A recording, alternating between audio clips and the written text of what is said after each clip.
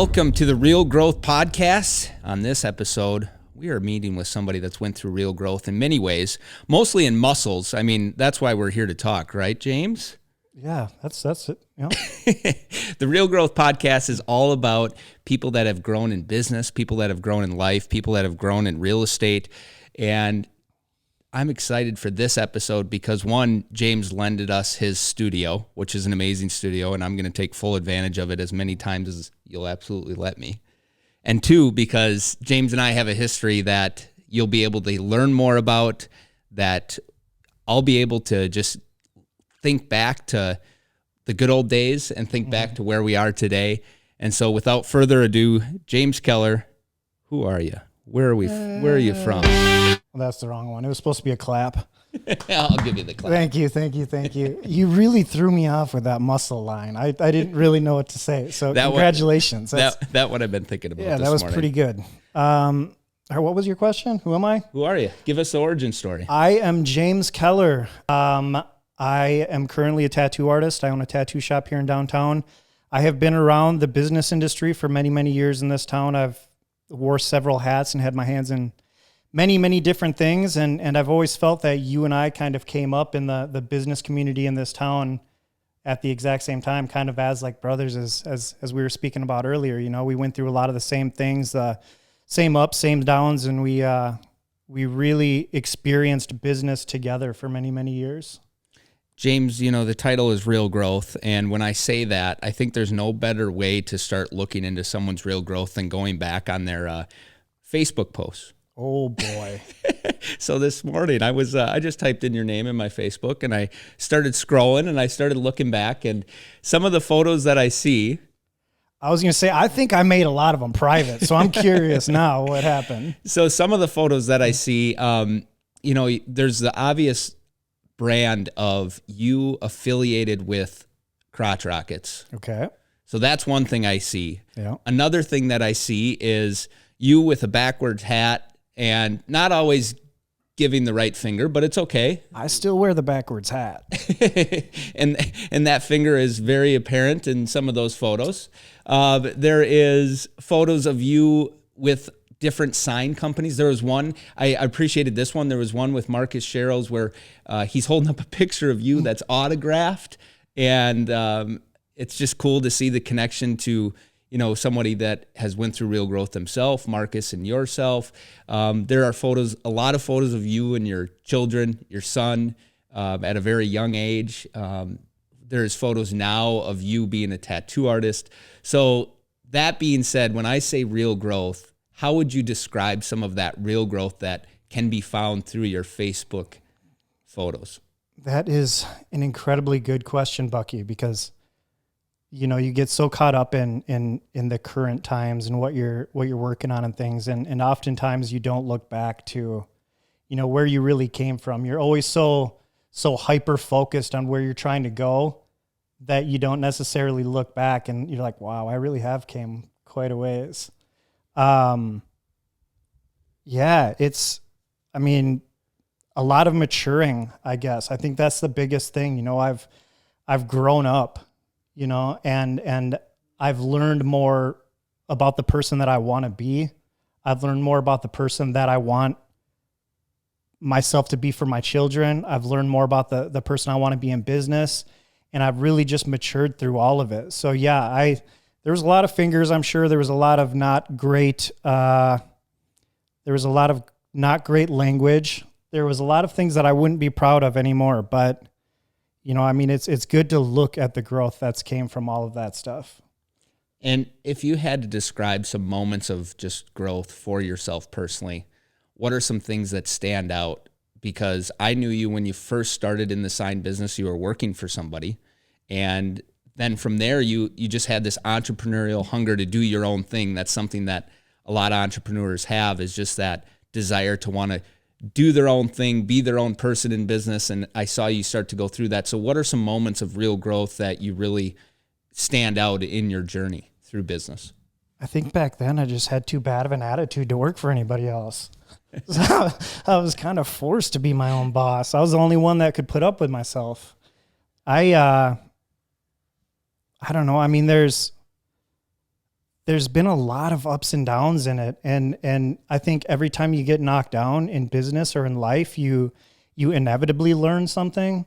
So whether that's as little as just a bad business deal or a business folds, let's say, I can't even think of any of my businesses that really folded necessarily, but like all of those things you learn from. And there's so many times that I learned throughout my career. Most of them, looking back, were because of kind of the attitude that I had and the pride that I had and the ego and just the idea of who I was and trying to portray something to a lot of people and trying to, be an influencer before influencers were even influencers, you know what I mean? And trying to just fake it till you make it. And I think a lot of my downfalls came from that, for this false idea of like success and what people would think success was. And I think that's where my most growth came from, was accepting the fact that like this idea of success to a lot of people isn't really success when you get it, And I think relationships that were strained and different things throughout my business career, my business journey, were things that really helped me exponentially grow, because when you're at the highest of your peaks, you tend to shut off everything because you got a beeline that you're looking for all this stuff.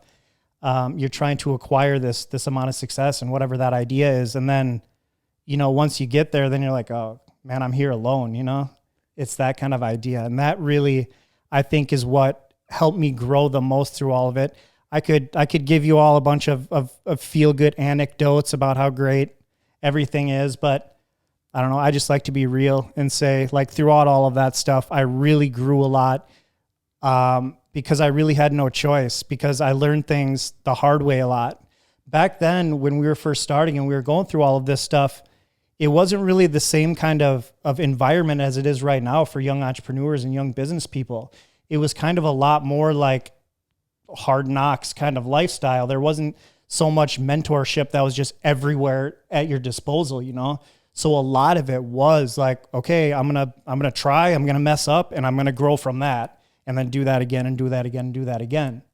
But that's a hard way to do it. But I mean, I don't know, sometimes the hard way is the best way to do it, One thing that you say about just being available, mentorship, and you look at like Collider in town, and you look at, I think what has happened in the business realm, not only in Rochester, but all over, it's the introduction of the internet. And the internet makes the world so much more accessible. Mm-hmm. And then in turn, I feel like people are less hidden in what they're doing and trying to hide their cards. I compare it to like a poker game, because they recognize that by collaborating, by sharing, by having mentors or being a mentor, it's going to lead to more opportunity for all. Mm-hmm. And I think the internet just opens people's eyes to be like, I don't have to think just about one myself, which is not a always great way to think. And two, I don't have to think about just Rochester as where my customer base exists, right, thanks absolutely. To the internet.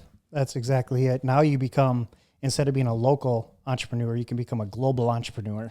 And it doesn't even, when you say global, like it doesn't even have to be worldwide. It can be in a niche, which we should talk a little bit about your niche of what you've grown to now, but it can be within a niche and be known within an industry that you're passionate about, that becomes right.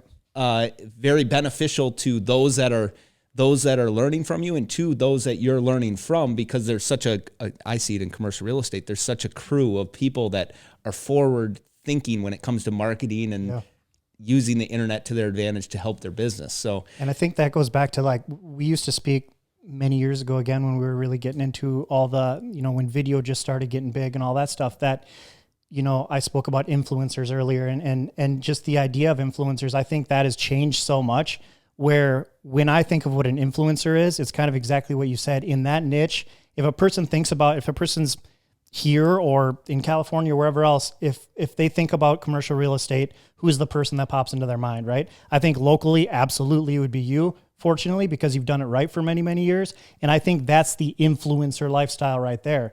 If I think about commercial real estate in Rochester, automatically Bucky Beeman pops into my mind.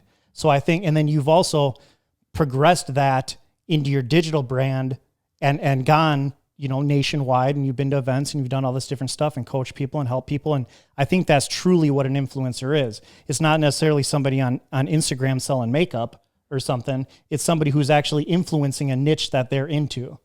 Yeah, very true. And there's some niches that are extremely broad.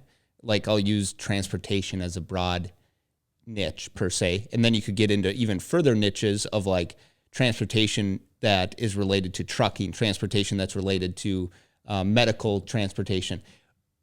You can, thanks to the internet, find your people, and you can build out relationships, and you can build out opportunities, and you can build out knowledge within so many different sectors, which back to yourself and back to the beginning, it wasn't as easy to do so. And so here you are building, as I know, a sign company, and you felt as though you had to really, really do it yourself and take a lot of the weight yourself and just try to be the man. Yeah. and that comes with a lot of trials and tribulation through that journey of being, a solopreneur, if you will. Right.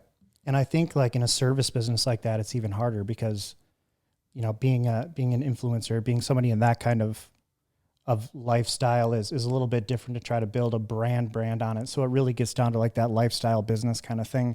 I think when you do have and when you're in an industry like that and you're doing a service kind of thing, I think it's a lot more. I think the digital presence and the branding and all that stuff is going to be completely different than somebody who's actually trying to build a brand that is influential in their industry. I mean, you can do it, but that's not really what I was doing back then. Mm-hmm. I think the interesting thing about niches also is that there's a niche for everything these days. So literally whatever weird thing you're into, like because of the internet and because of this age of unlimited communication, like there are other people who are into that same thing. Yeah. Like that's crazy. And it's ever changing. So just recently a hashtag came up on Twitter called retwit, which stands for real estate Twitter. And it's no longer like I was living in the hashtag of CRE, commercial real estate, which was a very small niche. Mm-hmm. Now with retwit, you see conversations that are from bankers. You see people that are raising money to buy properties. You see the commercial agents, the residential agents. So it is ever changing as far as your ability to connect, which then in turn, I think as an entrepreneur can open up your mind to, wow, it's a big world out there. Yeah. I need to get over myself of being worried about this one simple thing in our market. How can I take this experience and be able to build upon it to be able to do more? And gosh, you're able to connect with so many more people that way that I mean, there are people across the nation that are looking for investment properties or things like that, especially in Med City with the era of DMC and all this stuff. There are people all over the place that are like, oh, I'd love to just get a piece into that, and now because of that connection, you've got the ability to reach out to all these people at one time. It's not a local little, fishing pond that you're trying to connect with anymore. Yes. So I'm going to tell the origin story because I feel like you haven't quite told it just yet. So honestly, I kind of got lost. I kind of forgot your question and I just kind of freestyled. So the origin story that I would tell is that you're passionate about design. You're passionate about the sign business. You're passionate about creating things that aren't currently in the physical world and making them physical through signage, through branding, through things of that nature. And so that passion leads you to developing a sign company. Mm-hmm. And that sign company relatively quickly, due to your marketing, due to your talents, due to your ability to get the word out, grows pretty fast. Mm-hmm. And you have a lot of business. That's how we connect because I need help with creating signs. And then you're ultimately the go-to person for me creating signs. Mm-hmm. Through the sign business, you change your name several times. Mm-hmm. So there was Recon Signs. Mm-hmm. There was Vital Signs. What ones am I missing? Impact. What was another one? That was it. So if we talk about that, what did you learn? What were the growing steps through changing your name? Why? And should that be something that a business owner does? First off, absolutely not. That should not be something that a business owner does. It was incredibly hard, but the one benefit that I had was when I built the original brand, it was hyper-focused on me. So I was the brand, which is where I could rabbit trail here also and say, like, that's the wrong way to build a business if you're trying to scale it. So when I changed names, I really had to push forward that it was me. That was, the attraction, let's call it, or the value behind this new brand. But the reason that I did it was because the business had gotten too big for me at this point. It had grown exponentially fast. I was extremely blessed and worked really hard, and it got really big, and it was too big for me anymore. And I was to a point where I knew, like, I can't get any bigger unless I bring on more people. My workload was just completely topped off for what I could handle. And it was either I keep up this and try to sustain it, and I start losing contracts and losing customers because I just can't handle it anymore by myself, or I bring on a bigger team and go from that. So I decided to bring on partners, and with that came money for, new equipment to do bigger things and everything else, everything that I kind of wanted, everything that I was working for. But the partnership did not work, and things happened that I won't really get into with local people that, at the time I wasn't mature enough to handle it very well, but it was some stuff that was pretty dirty in my opinion. And I ended up leaving that company then. And I didn't know what else to do, man. Like, I was a sign guy. Like, I didn't know what else to do. So I hooked up with another person because at this time, like, everything I had was wrapped up into this business. So then when I left that business, I was like, man, I don't have any of my equipment. I don't have any of my anything.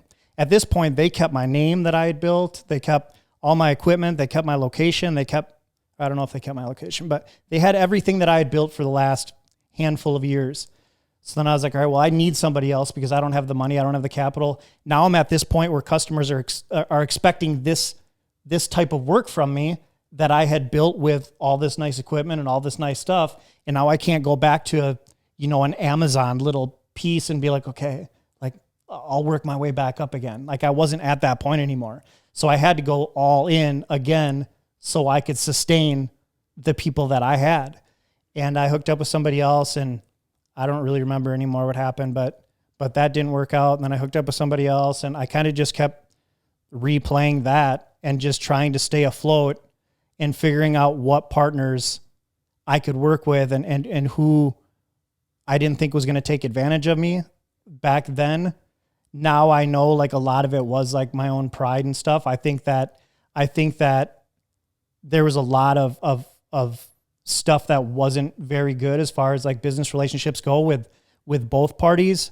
But I now understand that I had a lot bigger role in all of it than I felt like I did at that time. And that just came from, all these things just helped me grow, like, to get me here today. It was extremely hard, and I don't know, man. I wouldn't recommend that whole deal for anybody. But going back, yes, you should not change your brand. If you have a brand, build your brand. And if you are building your brand, my number one takeaway on all of that is don't build your brand on yourself unless in the long run, yourself is what you're selling, because you can't scale yourself. You're just you. So if you're planning on scaling your brand, you need your brand to be a separate entity of you. Otherwise, it'll never outgrow you. I love it. I think that one thing that stands out to me is, and I just know this about you, and it's similar of where we connect, is like you feel you can outwork any problem.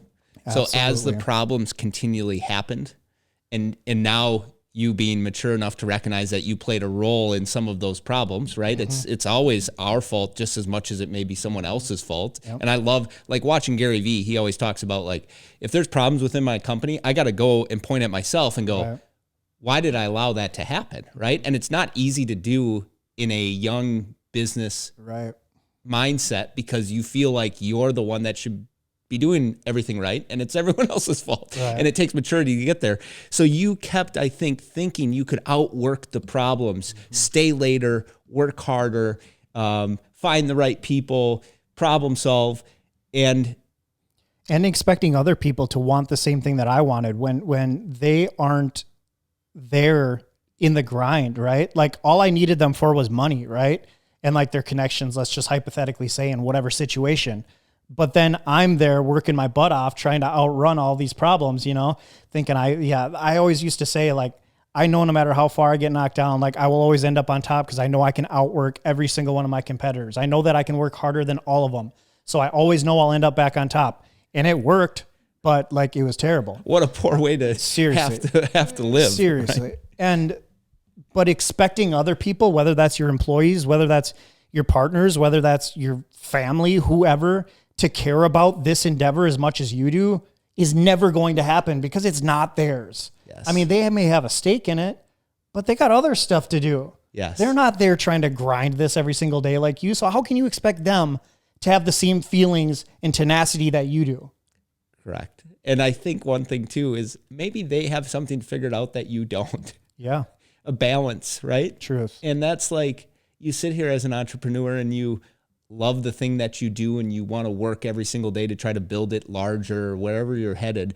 And at some point you have to ask yourself, is this all worth it? Right. And you were talking about something earlier. Michael Sharp, I believe is his name. He's a professional NFL player. He popped up on TikTok for me just yesterday. And he goes, look, I made it in the Hall of Fame. I'm 55 now. I got all these achievements. I've never been married. And he goes, I don't have someone to share this moment where I'm at in life with.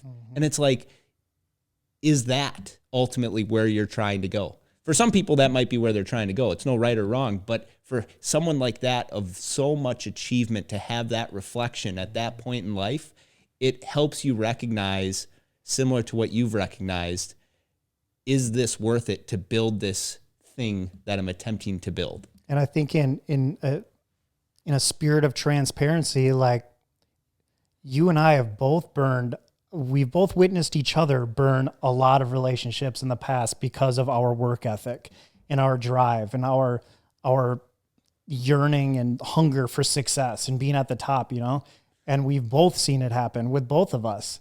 And I think now that we're older and more mature, we're able to see that and address it a little easier. But when you're young and you're driven and you're an entrepreneur, like you only got one thing on your mind, and it's not thinking about the person who's, at home waiting for you. Mm-hmm.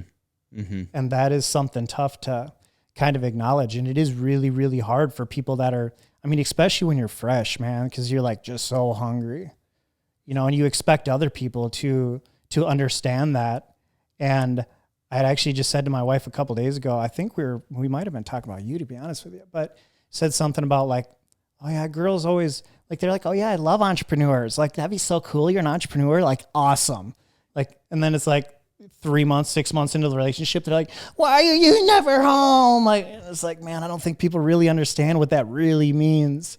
Like in real, true entrepreneurship, like it's pretty unhealthy, but like, that's the truth, So growing past that and being able to have a work-life balance and being able to understand that there's way more in life than just your business is something that all of us have to get to a point of understanding. But I'm just saying that because both of us have made plenty of mistakes when it comes to, relationships of any sort because of our businesses. Yes. And we're still learning. I think that's the amazing thing through entrepreneurship. So let's talk about real growth, relation to where you sit today, what you're doing, what's brought you to this point, and how you anticipate being able to continually do your own thing with learning the lessons you've learned in a better way. How I got here right now is after the sign shops and having my hand in all kinds of stuff. I wouldn't say Snappy Stop. Shout out to Snappy Stop.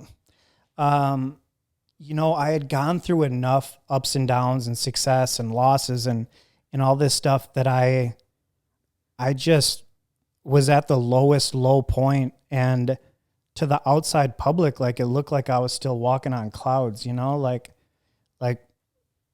business and being a workaholic and all this stuff is weird because it's appreciated by people and it's celebrated by people. And like, if your Facebook says that you own 10 businesses, like you're super cool and people want to be your friend, like none of that stuff matters. But I'd got to a point where I just knew that it wasn't what I wanted anymore. And I was able to acknowledge all the things that I lost throughout all this driving and all this building, how many relationships I burned and just how much stuff it really actually cost me at the end of the day.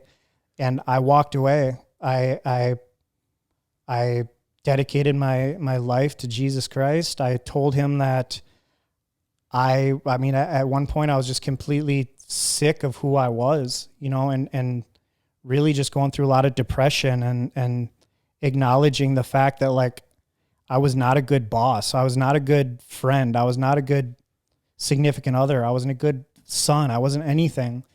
And it really got heavy on me. And I just walked away from business in general, just closed my doors and left. And I was on my hands and knees and I told Jesus, like, I'm done chasing this life that I think that I deserve. And I'm ready to actually see what it is that you have for me, what your actual plan is. And I just quit business. I said, I'm going to depend on you fully. And that's it. Like, your word says that, like, you're going to supply me, you're going to take care of me. So I was kind of testing him, but I was like, I want to see that. And he did. And I always had little jobs pop up if I had bills due, like, hey, can you make me this logo? Hey, can you shoot me this commercial? Hey, can you do whatever? And that kind of sustained me for a long time. And at that point, I dove right into my faith and stuff. And I started working at a church, and I started going to a seminary, and decided I was done with all this secular stuff, and I just wanted to work in ministry now. I just wanted to be able to live for him. And through that, I was still able to use my design talents and media and video and all that stuff that I do. I was able to use that still. And I got to realize that I can use these talents that he had given me to profess my faith in him and to further his kingdom. And I was able to use all these talents that obviously were God-given in the way that I was truly supposed to. So I did that for 5 years. You know, at first I was just volunteering, then I was making a little bit of money, then I was making a tiny bit more money, then, you know, I was making enough money to pay my mortgage or whatever, but I was never like rolling or nothing. But I was getting by, and I was free, you know, like I didn't have all that same pressure and same anxiety and all this stuff that I had for so many years in business.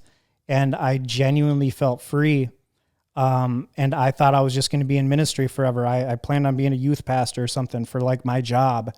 And then things fell into place for a tattoo apprenticeship. And again, I'd kind of ruled out like working in a secular place anymore, but things kind of fell into place supernaturally for a tattoo apprenticeship. And I knew that, you know, things in the churches were kind of, in my eyes, like, sorry, pastor, but kind of stagnant in the way that, like, you know, you're talking to the same people every week and all this stuff. And I knew there was a whole world out here that I was yearning to reach. And I knew that the tattoo industry was an industry that was rooted in darkness just forever. I mean, it really is, you know, it's really like there's a lot of occult stuff and a lot of really, really dark things that are in the tattoo industry.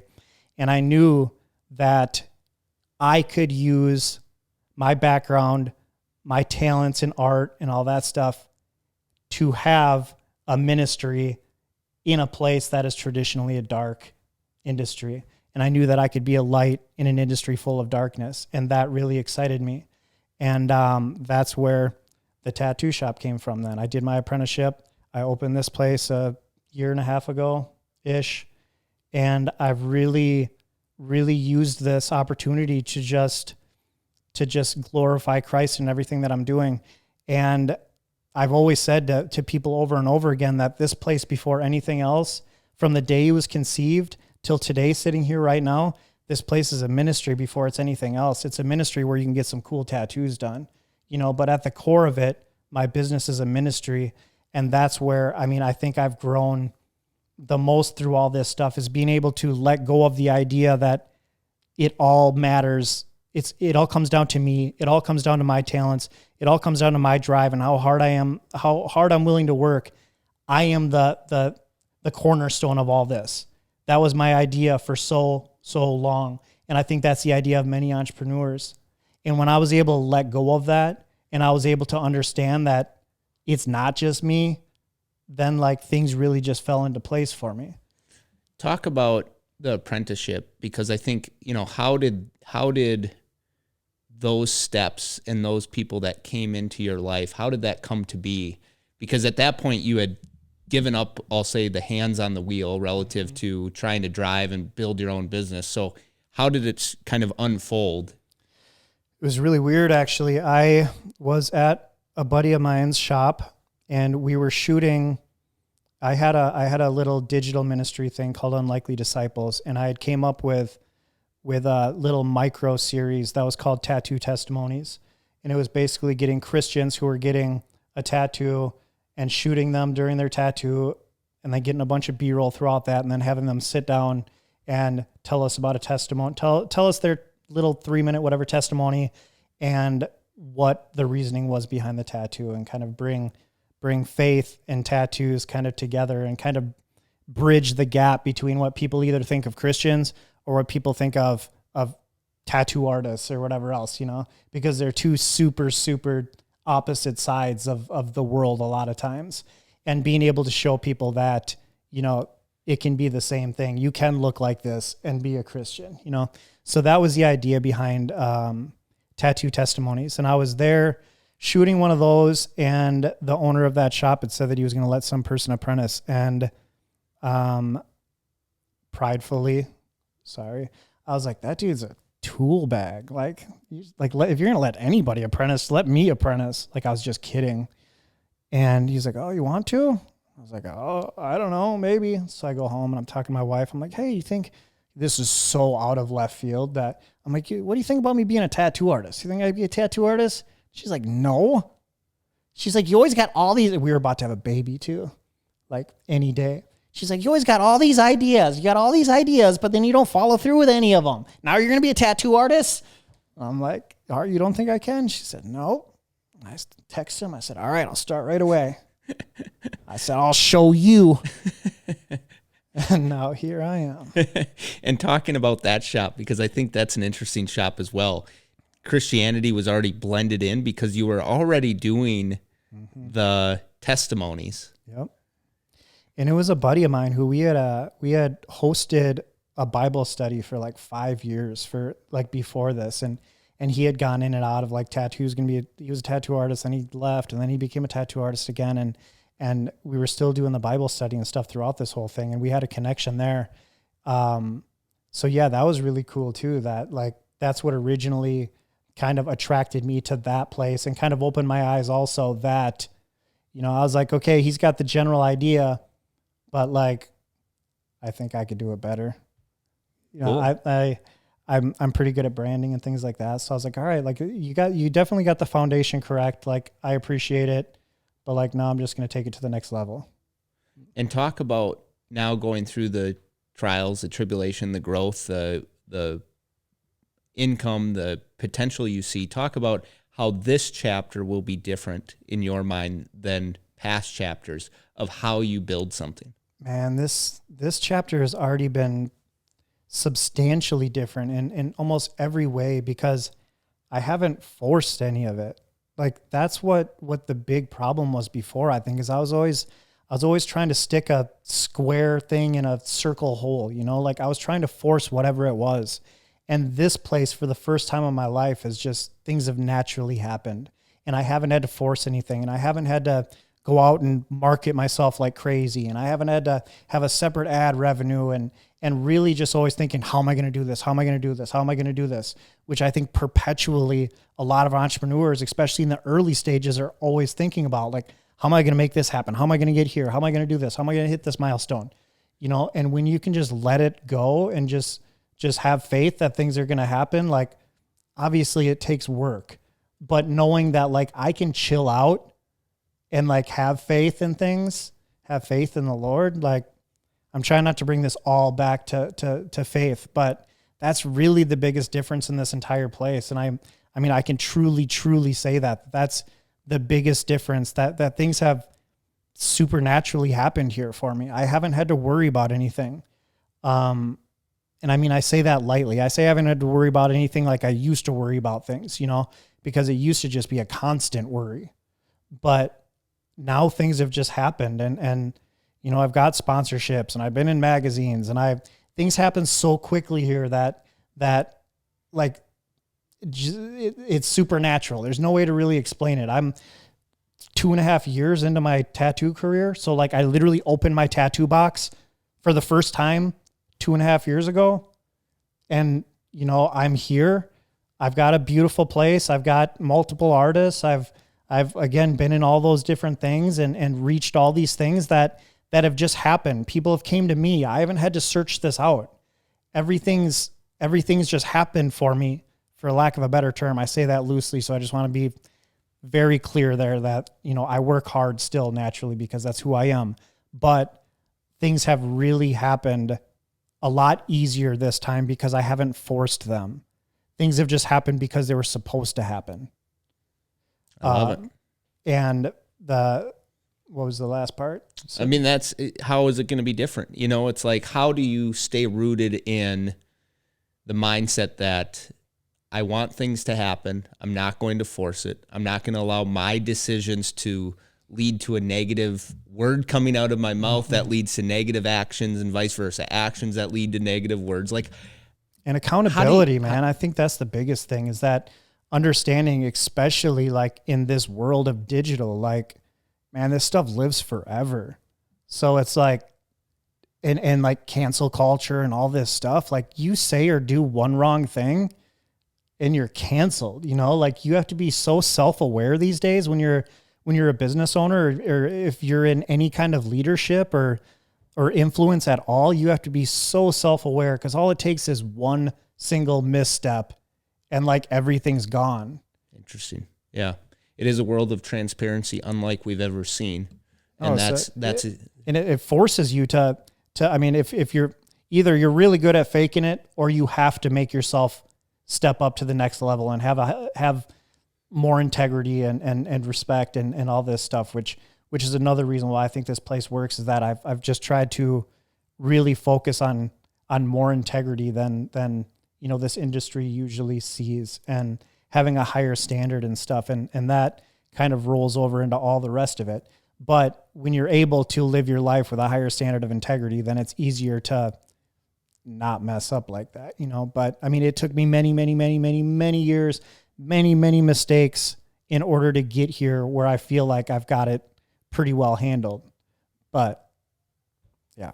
Talk a little bit just before we sign off, where you're at right now as far as besides business, just in life. How have you been able to be just a better person? How have you lived your life differently? What's your family situation? I think that's always interesting we always are so focused on the business side of things. What are you growing? What are you building? That aside, how is life?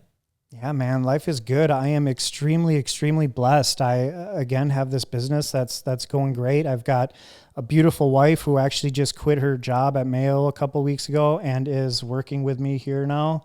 That was a big step, trying to give her the ability to do something that she actually loves and cares about and doesn't dread going to work. So we've taken that step. We've got 4 kids, 11-year-old twins, 11-year-old twin girls, a 7-year-old son, and a 2-year-old son. So that's busy. Yep. That's a lot. Man, just trying to live our best life.